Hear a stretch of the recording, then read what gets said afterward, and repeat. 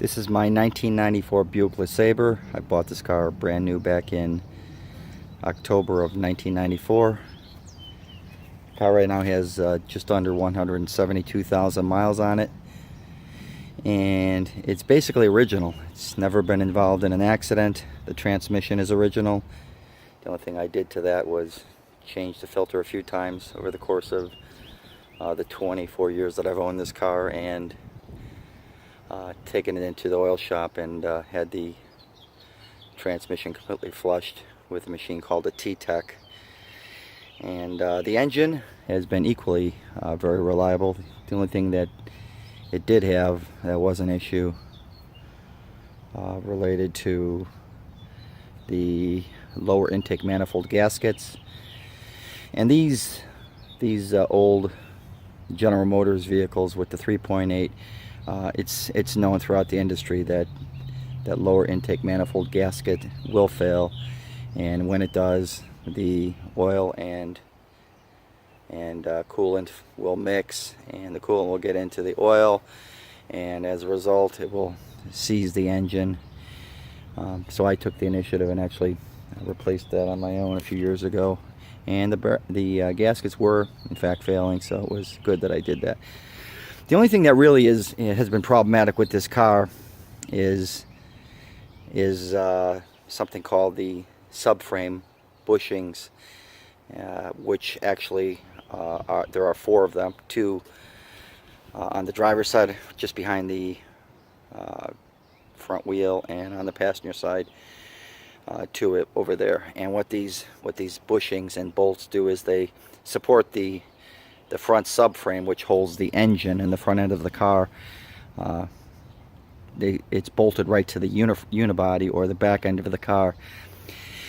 And the failure point of these is that the road salt, I live in the northern climates, and they salt the roads where I live.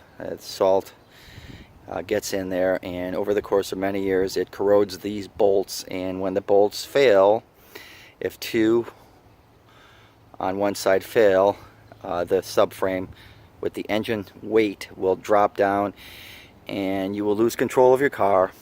And the reason why you're going to lose control of your car is because your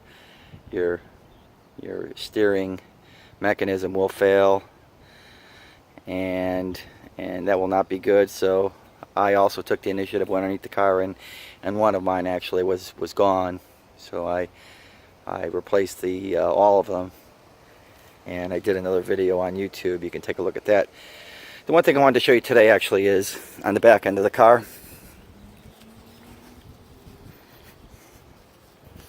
And it relates to this right here. This is not the original muffler. I actually replaced the original about 10 years ago, I want to say. So this right here is the second muffler, and I guess it's made in China because the quality just isn't there. You can see the neck of the muffler broke off or rusted off, and this was left on the pipe that I'm going to show you underneath the car, and I just took a screwdriver and hammer and chiseled that off. That's the back end.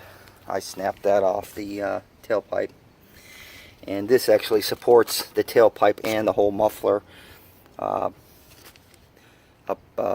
underneath the car, and I'll show you that in a minute. Before I do that though, I wanted to show you the replacement parts. So this is the replacement muffler. I bought it online, AutoZone. It was $55.63 online, next day delivery, and it was here the very next day. And the part number, by the way, for that, it's made by Walker Standard Exhaust System Company, 18458. Tailpipe, made the mistake of buying it via Amazon Prime. So much for the 2-day delivery. This took 4 days to get here. So, nevertheless, it is here. And the part number for that, you can see the old one, 42234, which is what's on the new one, 42234, also made by Walker. And it's simply goes right into the muffler. And then on this side you got a 2-inch clamp, goes right on there. This side, 2 1/4-inch clamp, same thing, goes right there. And the only tool you're going to need is right there. I'm using a 3/8-inch drive ratchet with a 9/16 socket, long neck socket. And this is so easy.